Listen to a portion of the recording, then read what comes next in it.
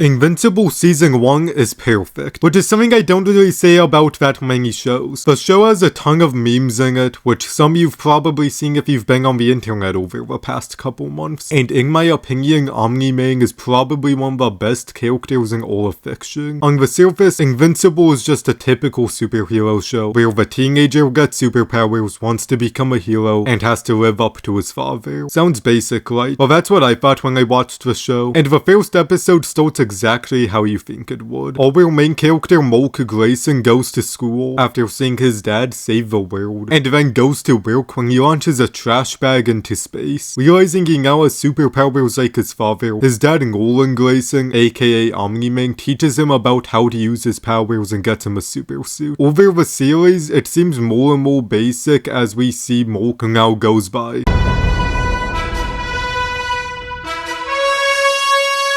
Okay, sorry, I had to do it at least once, but we see Moke struggle to balance school, friends, and his relationships with his mom Debbie, and just balance anything that isn't superhero related. I think the show is perfect because at the end of the first episode, we get a top 10, no, actually top 5 best plot twist in any fiction. Like, I'm down to debate that in the comments, because there's a superhero team called the Guardians of the Globe, which just think of them as the Justice League. They have a Batman, Motion Manhunter, and Wonder Woman, and a lot more parodies. And the Guardians get coding for a meeting. After realizing none of them sent the message, they get attacked by Omni-Man, who ends up killing all of them in just the most brutal way. Like, I'm surprised it felt this brutal despite being animated. If this was live action, they would have to make it NC-17, which if you don't know, is the one rating above rated all. The reason I love this plot twist is that it's unexpected and also sets up a conflict for the rest of the series, or at least the rest of the season. Because you know Moke, who wants to become a superhero just like his dad, and then his dad kills the #1 superhero team. Like, you already know that they're gonna be throwing hands at some point. But Omni-Man, after killing all of the Guardians of the Globe, feels a little bit sleepy, so he decides to take a nap on the ground with all the dead Guardians around him. Then the GDA, also known as the Global Defense Agency, finds him and sees that Nolan is the only survivor. There's a attack downtown, so Moke flies over to go help out and meets the team.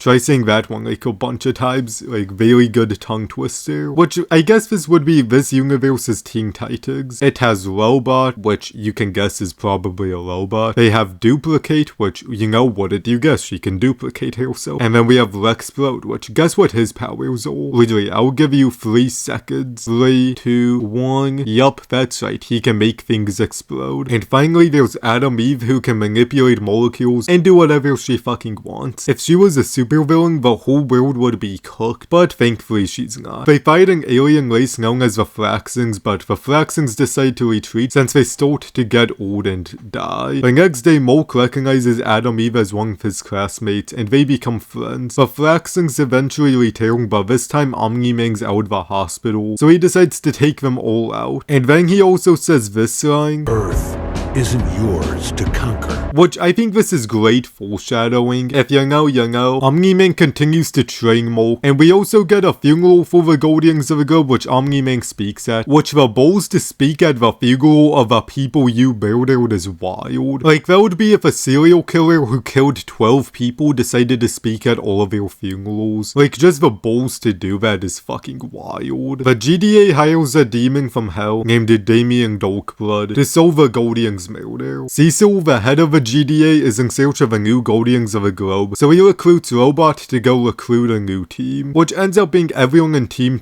except for Adam Eve, because before this we see Adam Eve get cheated on for Duplicate by her boyfriend Lexplode. Along the returning team members, we also get Monster Girl, Shrinking Ray, and Black Samson. As the new Guardians of the Globe, Invincible calls his crush Amber, and they decide to hang out, but Moke has to leave and fight a villain named Doc Seismic. When Moke returns, he sees Amber is still waiting for him. Damien Darkblood then makes Debbie suspect that Nolan killed the Guardians of the Globe. But since I don't want to recap the whole series with the script, which might do that for a future video, so let me know if I should. But I'll make the next bit short. Invincible goes on some adventures, Omni-Man tries to hide the fact he murdered the Guardians of the Globe, and Damien Darkblood gets sent back to hell. That poor man. He's gonna have to deal with all of that shit now. No! God! No! God! Please, no!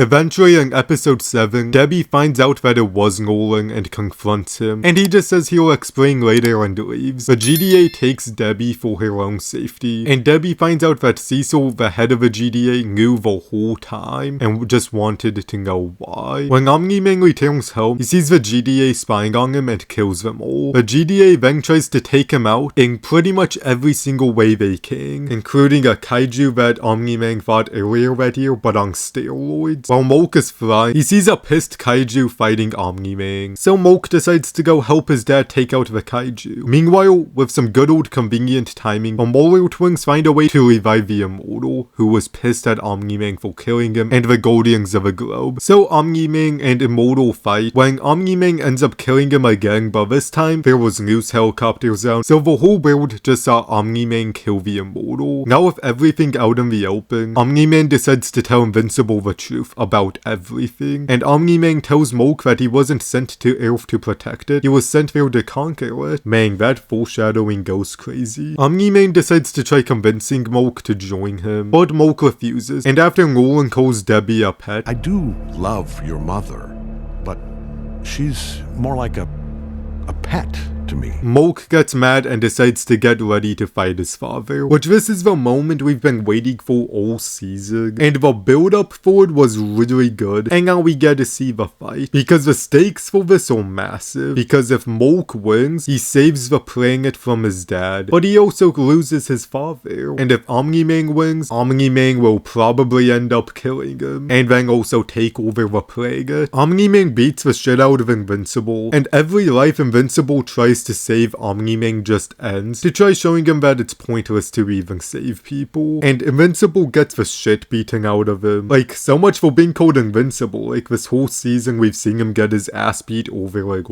And Omni-Man, before he kills Molk, says, "What will you have in 500 years?" When Molk answers that he would still have his father, Omni-Man, now filled with guilt, spares Molk and leaves there. On the surface, Invincible is a pretty damn good superhero show, but the reason I find it perfect is that we get to see all of this go down with perfect execution, and how it looks season 3 could be even better. Like, I know evil Superman at this point is a common trope, but this has to be the best execution of it. Like, I don't even think it's close. I think Omni-Man is easily the best evil Superman of all time, because it does the trope but adds a father-son dynamic and makes it a plot twist, and just everything being perfectly executed easily makes Invincible one of the best superhero shows of all time. If you made it this far in the video, please subscribe, and let me know if you want me to talk about Invincible Season 3 when that comes out. Keep yapping, and I'll see you all in the next one.